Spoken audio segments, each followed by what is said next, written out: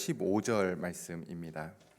Today's passage is from Psalm chapter 50 verses 7 through 15. 시편 50편 7절에서 15절 말씀입니다. 구약 성경 838면입니다. 제가 봉독해 드리겠습니다. 내 백성아 들을지어다. 내가 말하리라. 이스라엘아 내가 내게 증언하리라. 나는 하나님 곧 내 하나님이로다. 나는 내 재물 때문에 너를 책망하지는 아니하리니 내 번제가 항상 내 앞에 있음이로다. 내가 내 집에서 수소나 내 우리에서 숫 염소를 가져가지 아니하리니 이는 삼림의 짐승들과 뭇산의 가축이 다 내 것이며 산의 모든 새들도 내가 아는 것이며 들의 짐승도 내 것이미로다. 내가 가령 줄여도 내게 이르지 아니할 것은 세계와 거기 충만한 것이 내 것이미로다. 내가 수소의 고기를 먹으며 염소의 피를 마시겠느냐? 감사로 하나님께 제사를 드리며 지존하신 이에게 내 서원을 갚으며 환난 날에 나를 부르라. 내가 너를 건지리니 내가 나를 영화롭게 하리로다. 아멘. 오늘 우리가 읽은 시편 50편은 하나님께서 하나님의 백성들, 특별히 이스라엘 백성들로 대변하는 그의 성도들을 하나님 앞으로 불러 모으시고는 그들에게 하시는 말씀이 기록되어 있습니다. 하나님께서 그의 백성들을 해 돋는 데부터 해 지는 데까지, 그러니까 모든 그의 백성들을 다 불러 모으시고는 그들에게 하시는 말씀이 내 백성들 너희는 너무너무 사랑스럽다. 내가 너희를 얼마나 사랑하는지 아느냐. 이렇게 말씀하시는 것이 아니라 하나님께서 지금 재판자로서 심판관으로서 이스라엘 백성들을 판결하고 심판을 내리고 있습니다. 그 판결의 내용이 7절에서 15절까지 기록되어 있는데요. 그 내용들을 오늘 잠시 살펴보고자 합니다. 여러분 8절을 한번 보십시오. 8절을 보시면 나는 내 재물 때문에 너를 책망하지는 아니하리니 내 번제가 항상 내 앞에 있음이로다. 7절에서 15절까지 하나님께서 하시는 말씀은 제사에 대한 문제, 저와 여러분이 살고 있는 오늘날 식으로 이야기하자면 예배에 대한 문제를 하나님께서 가지고 오십니다. 그런데 이 예배의 요소들 중에서, 제사의 요소들 중에서 하나님이 문제 삼지 않는 것이 있는데요. 그것이 뭐냐면 8절에 있듯이 이스라엘 백성들이 드린 제물에 대해서는 문제를 삼지 않고 있습니다. 그 이유가 두 가지인데요.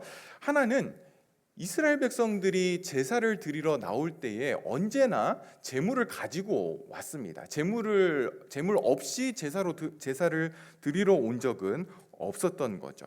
끊임없이 하나님께 제사 드리는 제단에는 제물이 올려져 있었고요. 그 제물을 드리는 것은 언제나 규정에 따라서 드렸기 때문에 하나님께서 내가 제물에 대해서는 너희를 책망하지 않는다라고 말씀을 합니다. 또 한 가지 이유는 9절에서 12절에 기록되어 있는데요. 9절부터 보시면 내가 내 집에서 수소나 내 우리에서 숫 염소를 가져가지 아니하리니 이는 삼림의 짐승들과 뭇산의 가축이 다 내 것이며 산의 모든 새들도 내가 아는 것이며 들의 짐승도 내 것이미로다. 내가 가령 줄여도 내게 이르지 아니할 것은 세계와 거기 충만한 것이 내 것이미로다.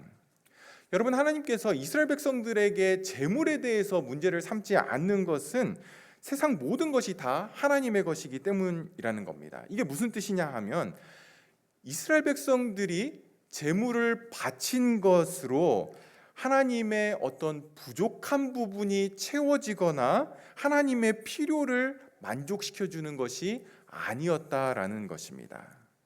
세상의 모든 짐승과 동물들이 다 하나님의 것이기 때문에 하나님이 필요하시면 언제든지 그냥 가져다가 쓸 수 있다라는 것이죠. 마음껏 언제든지 세상의 모든 것이 하나님의 것이기 때문에 하나님께서 자유롭게 쓰실 수 있었습니다. 그렇기 때문에 이스라엘 백성들이 드린 그 제물에 대해서 하나님이 지적하시지 않는다라는 겁니다. 그런데 여러분, 이것은 하나님께서 단지 팩트만 말씀하시고 있는 것이 아닙니다. 세계가 다 내 것이니까 니네가 드린 재물 나 별로 신경 안 써, 이런 것이 아니라 재물에 대해서 하나님께서 이스라엘 백성에 대해 뭔가를 지적을 하고 있는 것이었습니다. 너희가 잘했다라는 것은 아니라는 거죠. 이 당시 이교도들의 제사에 있어서 제물은 굉장히 중요한 역할을 했습니다. 이교도들의 제사는요, 자기들이 섬기는 신의 노여움을 푸는 그러한 제사였습니다. 자기에게 어떤 어려움이 생기거나 문제가 생기거나 또 기근이 들거나 홍수가 나는 것은 자기가 섬기는 신이 노했기 때문에, 화가 났기 때문이라고 그들은 생각을 했고요. 그때 사람들은 이 화난 신의 마음을 좀 풀어줄 수 있는 뭔가를 좀 바쳐야 했습니다. 그게 바로 제물이었던 거죠. 그리고 필요하면 사람까지도 바쳐서 신의 노여움을 풀려고 했던 겁니다. 그러니까 이교도들에게 있어서 제물은 뇌물과 같은 그런 거였습니다. 그러니까 잘 보이기 위한, 잘 봐달라고 하는 어떤 그런 의미로 제물을 드렸던 거죠. 그런데 이런 모습이 이방인들 그리고 이교도들에게만 있었던 것이 아니라 이스라엘 백성들 안에도 이러한 마음으로 하나님 앞에 제물을 가져오는 사람들이 많이 있었다라는 겁니다. 그래서 하나님은 그런 제물 나한테 가져오지 말라라는 겁니다. 내가 그게 없어서 부족해서 너희들의 제물을 받는 게 아니라는 거죠. 온 우주 만물이 다 하나님의 것인데 너희가 뇌물을 주는 것처럼 그 제물이 나에게 뭔가를 더할 것 같은 그런 생각은 오산이라는 거죠. 너희의 헌금이, 너희의 제물이 절대로 나의 부족한 부분을 채우는 것이 아니라는 겁니다. 그렇다면 하나님이 원하시는 제사는, 하나님이 원하시는 예배는 어떤 것이었습니까? 하나님이 받으실 만한 제물은 어떤 것이었습니까? 14절과 15절 보십시오. 감사로 하나님께 제사를 드리며 지존하신 이에게 내 서원을 갚으며 환난 날에 나를 부르라. 내가 너를 건지리니 내가 나를 영화롭게 하리로다. 여러분, 이스라엘 백성들의 제사의 문제는 무엇이었습니까? 하나님께 제사를 드리는데, 하나님께 예배를 드리는데 그 예배를 예배되게 하는 핵심인 감사가 빠져 있는 것이었습니다. 감사가 없다라는 것을 하나님이 지적을 하고 있는 거죠. 예배에 감사가 빠지니까, 다시 말해서 하나님께 드려지는 예배가 마음을 다해서 감사로 하나님께 드리는 것이 아니라 마음은 빠진 채 껍데기만 있는 그러한 예배였다라는 거죠. 형식적인 예배였다라는 겁니다. 그러니까 어떻게 됩니까? 서원한 것을 갚으라라고 이야기하듯이 하나님과 맺은 언약이 삶 가운데서 무너져 있게 되었고요. 또 마지막 15절에 있듯이 하나님께 기도와 간구를 하지 않는 겁니다. 어려움이 있어도 하나님께 나아가지 않고 내가 어떻게든 해결해 보려고, 다른 것을 통해 해결해 보려고 했던 겁니다. 하나님을 신뢰하지 않았던 겁니다. 하나님을 믿지 않았다라는 거죠. 이 모든 것이 어디에서 시작이 됩니까? 예배에서. 예배에서 감사가 빠지니까 삶이 무너지게 되고요. 그리고 하나님을 향한 신뢰와 믿음이 무너지게 된 것입니다. 여러분, 이것을 감사가 부족했구나 이렇게 생각하지 마시고요. 좀 더 넓혀서 생각을 해보시면 이렇습니다. 기독교 신앙과 이방 종교의 가장 큰 차이점은 인격성에 있습니다. 다시 한번요. 기독교 신앙과 다른 모든 종교의 차이점은 인격성에 있습니다. 우리가 예배하고 의지하는 하나님은요, 살아계신 하나님입니다. 그저 막연하게 어딘가에 존재해 계시는 분에게 우리가 예배하는 것이 아니라 어떠한 힘에게 우리가 좋은 것을 드리는 것이 아니라 살아계신 그분과의 인격적인 관계 안에서 그분에게 나아가는 시간이 예배인 거죠. 그래서 예배는 살아계신 하나님과 우리의 그 인격적인 만남이 있어야만 참된 예배가 되는 것입니다. 참된 기독교 신앙이 바로 그거죠. 그런데 이 살아계신 하나님과의 인격적인 관계 속에서 드려지는 예배의 가장 특징이 무엇이냐면, 가장 선명하게 드러나는 것이 무엇이냐면 그분을 향한 감사입니다. 그분을 향한 진정한 감사가 예배 가운데 있게 되는 것이죠.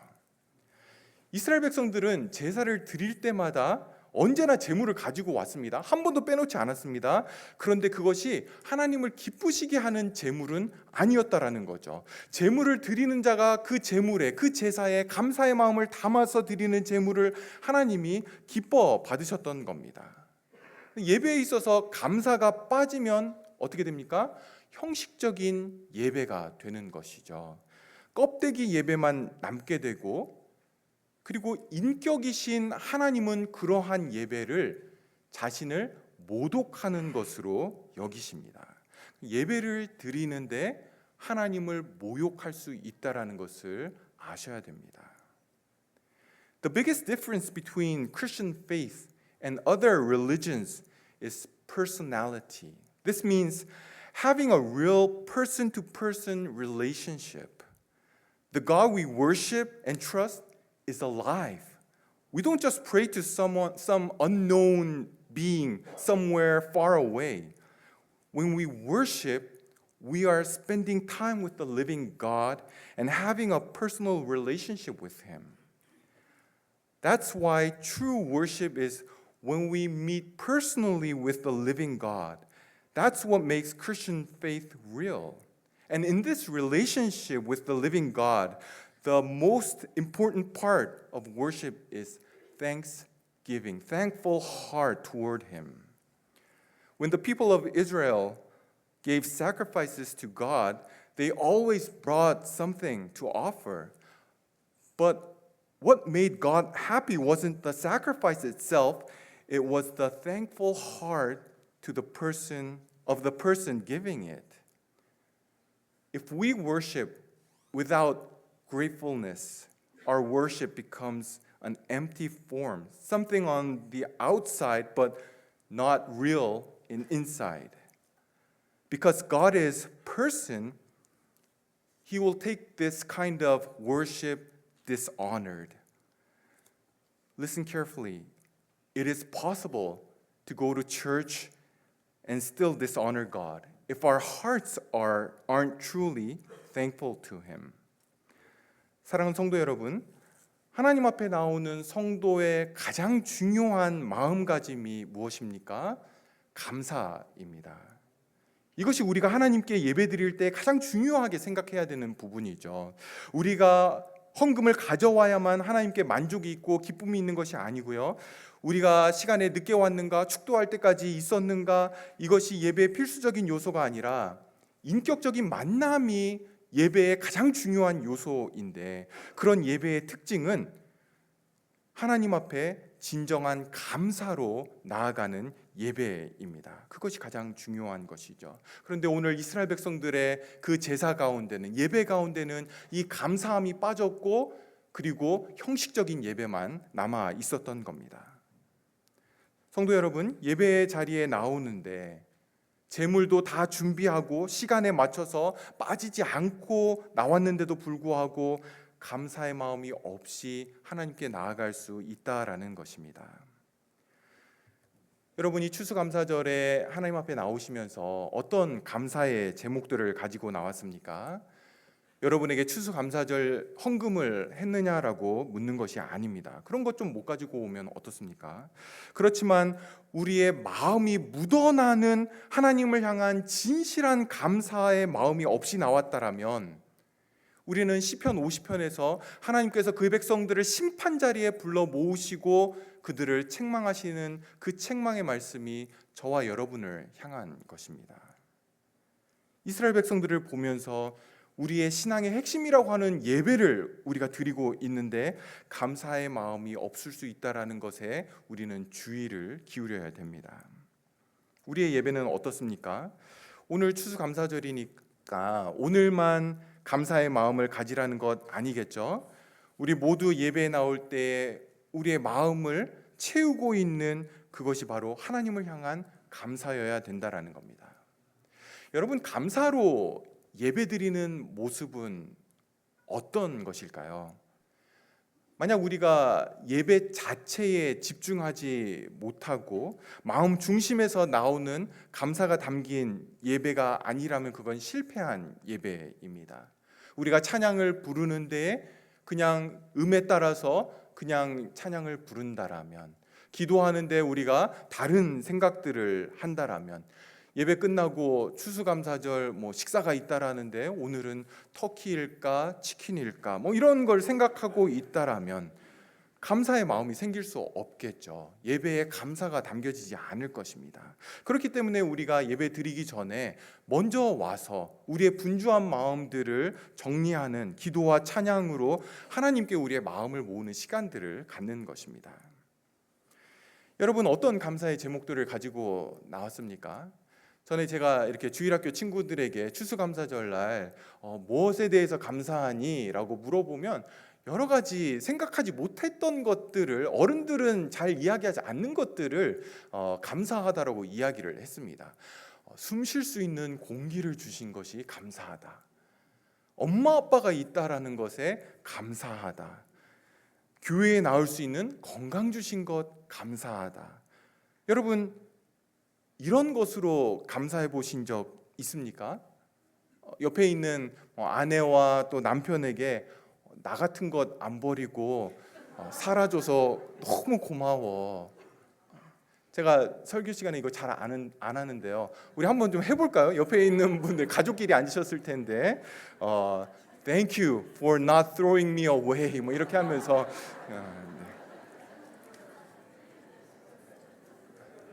여러분이 의리 때문에 살고 계셔도 오늘만큼은 이 감사의 표현들을 좀 하셔야 됩니다. 여러분이 우리가 잘 알고 있는 말씀이죠. 데살로니가전서 5장에 보시면 항상 기뻐하라, 쉬지 말고 기도하라, 범사에 감사하라. 이것이 너희를 향하신 하나님의 뜻이다. 이렇게 말씀을 합니다.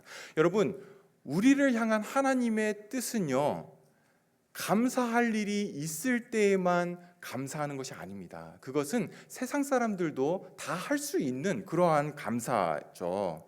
성도들에게, 저와 여러분에게 하나님이 원하시는 것, 하나님의 뜻이 뭐냐면 범사에 감사하는 것. 이 범사는 in all circumstances, 모든 상황에서, 모든 일에 있어서 하나님께 감사하라는 것입니다. 이것이 하나님의 뜻이라는 거죠.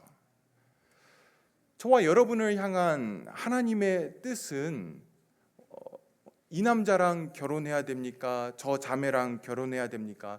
이 비즈니스를 할까요? 저 집으로 이사 갈까요? 어느 직장을 가져야 되나요? 여러분, 특별히 하나님이 여러분을 향해서 딱 스페시픽하게, 아주 정확하게 이 직장 가라 이러실 수도 있습니다. 근데 굉장히 특별한 경우죠. 죄가 아닌 이상 제가 볼 때는 여러분이 좋아하시는 거 고르시면 됩니다. 우리 12학년들 아마 요즘 계속 대학 어디 가야 되나 고민하고 있을 텐데 그냥 여러분들이 가고 싶은 좋아하는 대학 선정해서 과 가시면 됩니다. 하나님의 뜻이 무엇입니까? 갈림길에서 하나님의 뜻을 구하는 사람들의 그 심리를 제가 보니까 어쩌면 그 선택에 있어서 책임을 좀 잘 안 지고 싶은 것 같아요. 기도하고 내가 이 직장을 골랐는데 지금 너무 어려운 일이 생겼어. 이건 내 탓이 아니야. 하나님 탓이야. 어떤 자기의 책임을 좀 전가시키기 위해서 이게 하나님 뜻입니까? 이렇게 묻는 경우들이 많이 있는 것 같습니다. 근데 저와 여러분을 향한 하나님의 분명한 뜻이 있습니다. 분명한 하나님의 뜻. 어떤 순간에라도 감사하라라는 것입니다. 이게 저와 여러분을 향한 하나님의 뜻입니다. 그렇다면 감사라고 하는 것은 어떠한 상황에 대한 반응이잖아요. 대부분의 사람들은 감사할 일이 있을 때에 감사를 하게 됩니다. 그런데 하나님은 어떤 상황에서라도 어떠한 일을 만나도 감사하라라고 그렇게 말씀을 하고 있는 겁니다. 그러니까 어떤 상황이 일어나고 있고요. 내가 여기 있습니다. 근데 하나님은 어떤 걸 통과시켜서 이 끝에는 감사가 나오게 하라, 이렇게 말씀을 하고 있는 겁니다. 그렇다면 이 통로는 뭡니까? 이 통로는 믿음입니다. 믿음. 나로부터 믿음을 통해 지금의 내 현실을 볼 때에 슬퍼할 수밖에 없고 이 상황들에 대해서 한탄할 수밖에 없는 이 상황들을 보지만 믿음을 통과시키면 감사로 나올 수 있다라는 겁니다. 그리고 그렇게 하라라는 거죠. 그 믿음이 뭡니까? 내가 하나님의 손 안에 있다라는 것. 모든 일이 하나님의 손 안에 있음을 믿을 때에, 모든 것이 하나님의 계획 안에 있음을 우리가 신뢰하고 그 하나님을 우리가 신뢰할 때에 그 눈을 가지고 나의 현실을 바라보면 어떤 상황에서도 믿음으로 감사할 수 있다라는 겁니다. 그것이 하나님이 저와 여러분에게 원하시는 거죠. 좋은 일이 있을 때만 감사하는 것이 아니라 감사를 삶의 방식으로 만들라라는 것입니다. 하나님 때문에 감사를 내 삶의 특징으로 만들라는 것이죠. 감사가 나의 성품이 되고 나의 기질이 되고 나의 거룩한 습관과 본성이 되도록 하라라는 것입니다.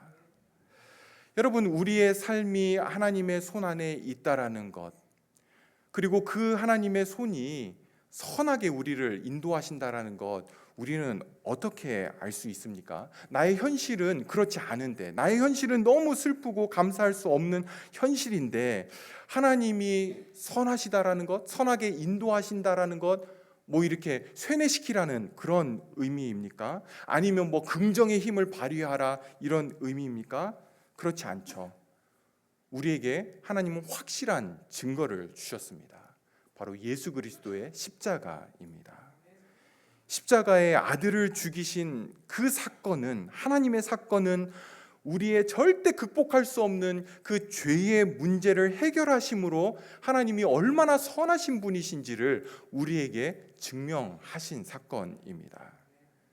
우리가 아직 죄인 되었을 때에 그리스도께서 우리를 위하여 죽으심으로 하나님께서 우리에 대한 자기의 사랑을 확증하셨느니라.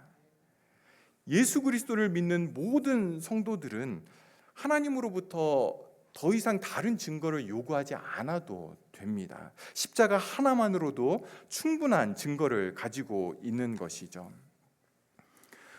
그 예수님을 생각하면 우리는 어떤 상황에서도 하나님이 우리를 사랑하시고 우리를 선하게 인도하시고 선하게 이끄심을 부인하지 않게 됩니다. 그래서 감사할 수 있는 것이죠. 그리고 그렇게 일주일간의 살아온 삶의 결과로서 감사로 하나님께 예배드리는 것, 그 예배를 하나님이 기뻐 받으시는 것입니다. 추수감사절을 보내며 저와 여러분 안에 이 감사의 삶이 우리의 특징이고 또 우리의 거룩한 성품이 되도록 하나님께서 보여주신 그 예수 그리스도의 그 확증이 저와 여러분 안에 깊이 새겨지기를 주님의 이름으로 축복하며